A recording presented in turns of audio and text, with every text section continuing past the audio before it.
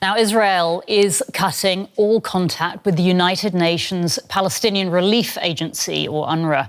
The government says the organisation is a security threat and it has previously accused some of its staff of having links to Hamas. The agency will have to end its operations in Israel. This UNRWA-run health clinic in central Gaza is always busy. The UN agency has long been the primary healthcare provider for Palestinian refugees registered with the agency.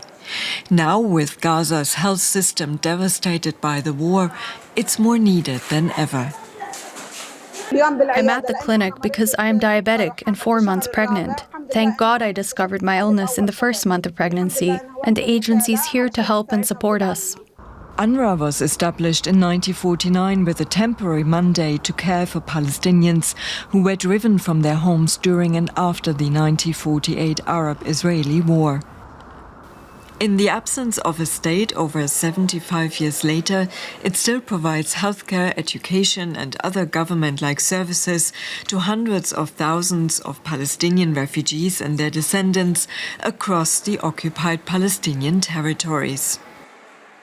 The new legislation will stop it operating in Israel and occupied East Jerusalem. It also bans Israeli authorities from working with UNRWA, effectively stopping its work in Gaza and the West Bank. Over the weekend, Israel's government ordered UNRWA to leave its headquarters in East Jerusalem by 30th of January. DW spoke to UNRWA's West Bank director at the compound before that order. By seeking to ban UNRWA's activities, Israel does not live up to its responsibility as a member state, its obligations under the UN Charter, under international norms to support the activity of a UN agency as a member state. The legislation was passed following allegations that UNRWA staffers were involved in the terror attacks of October 7 and allowed Hamas to hide in their centers, a claim repeated by Israel's deputy foreign minister. UNRWA is part of a problem. It's not part of the solution. They actually set all their military bases, rocket launchers, weapons bunkers. UNRWA knew about it. UNRWA turned a blind eye. The workers participated in the 7th of October massacre. UNRWA has consistently condemned the October 7 attack and investigated the accusations of involvement. It found that 9 employees may have been involved and fired them. In total, the agency employs 13,000 people in Gaza.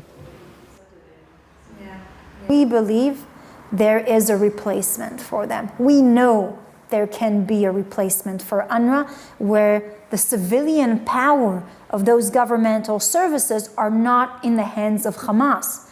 And until the United Nations cleans up this organization from Hamas, giving them civilian power through this organization, we will not cooperate with this. But replacing UNRWA isn't as simple as that, officials say. And the difference between the work of UNRWA and that of other UN partner agencies is that UNRWA is the only agency mandated to provide these government-like services, public services. No other UN agency can do that. It's not within their mandate. Nor do they have the capacity to take over this role on the ground. In Gaza, in ruins after 15 months of war, those who depend on UNRWA services fear what's to come. UNRWA is the first supporter for the people in Palestine and Gaza. If it's not here, how will we live without their services? We will not be able to live. If UNRWA is stopped from working in its current form, observers say international law requires Israel to fill the void. But for the moment, it's unclear how this might be done.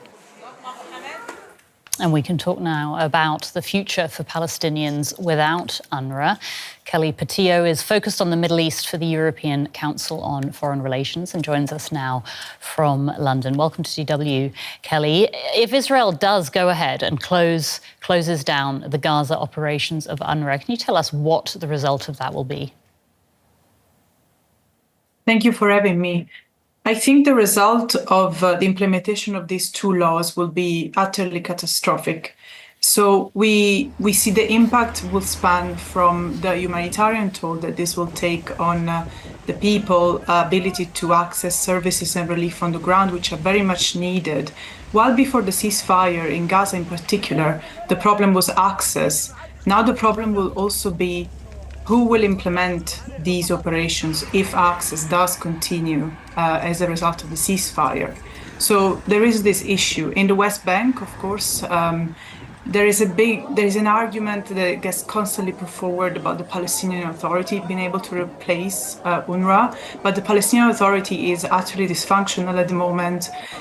It has facing a lot of issues. Luckily, the issue of the financial access got resolved temporarily last November, but there are constant issues, and at the same time, the Palestinian Authority is not able to address Israeli concerns in the first place. You know, we have seen huge discussions over the years around Palestinian test books, and I don't think that the Palestinian Authority taking over and the UN not being able to apply its standards to education in Palestine, in the West Bank and in other areas, will address these concerns. So there will be is there not impact. any other organisation? Is there not any other organisation or government entity that would be able to take over and coordinate relief efforts? So there you have the issue of capacity. So we've just heard from your report as well that UNRWA implements quasi-lax, magnitude of services. So in terms of what its mandate covers, but at the same time what its staff capacity is. No agency, and this is also something that comes from the agencies themselves, no agency and no NGO and no combined action. You know, we have UN OCHA operating on the ground. Nobody is able to coordinate a response that can match what UNRWA is able to provide. UNRWA, as we heard, fired 9 of its approximately 13,000 workers for allegedly helping Hamas with the October the 7th attacks. This is obviously something that the Israelis have focused on and very vocal about. Was there any evidence the agency was hiding Hamas at its facilities, as Israel has claimed? Unfortunately, we have seen no evidence. There have been no reports by the independent Colonna report that has been released, and also by any other. Nobody has seen any actual substantiation of these claims. And nevertheless, you know, UNRWA has dismissed staff. It has also done its own due diligence. We've seen also in other areas of operation other than Gaza. It has acted very proactively to address these concerns. UNRWA would like to reform also in general, by the way. Also, even before October 7th, 2023, UNRWA was always seeking to reform, but it has always faced huge budgetary issues, huge constraints on the ground in its ability to progress. When you're always trying to survive, you cannot address the discrepancies in your ability to operate.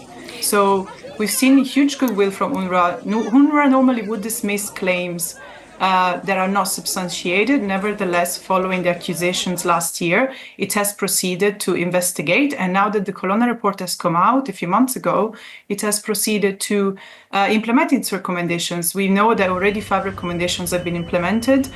Way more are going to be implemented. You know, there are 50 recommendations. So there is a long way to go, but it is doing its best, considering that following the limitations in funding by the United States, is under a huge budgetary deficit already now. Normally, at the beginning of the year, it will be the time where it still doesn't have to address these issues. It always gets to the end of the year where it's more difficult, but we've seen already now there are problems on the front. All right. Kelly Petillo from the European Council on Foreign Relations. Kelly, thank you so much.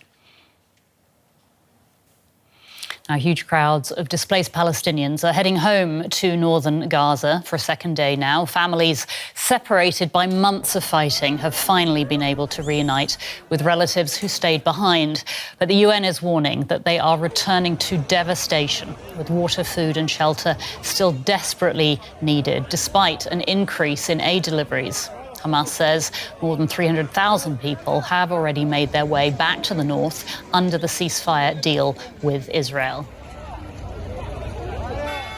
The Director of Communications for UNICEF Palestine, Jonathan Crickx, is in Gaza and told us more about the situation there. So yesterday I was with the huge number of families and children who were walking to the north, trying to get back to their homes, and clearly what you can see it on the images. It's you have children and mothers and fathers carrying all they can, because what we have to realize is that these people have been displaced already many times, 5, 6, 7 times in the course of the past 15 months. Every time they have been displaced, they took only what they could to flee the bombardments or to flee the fighting. So clearly it's really heartbreaking, but also very important for those people to go back to their homes.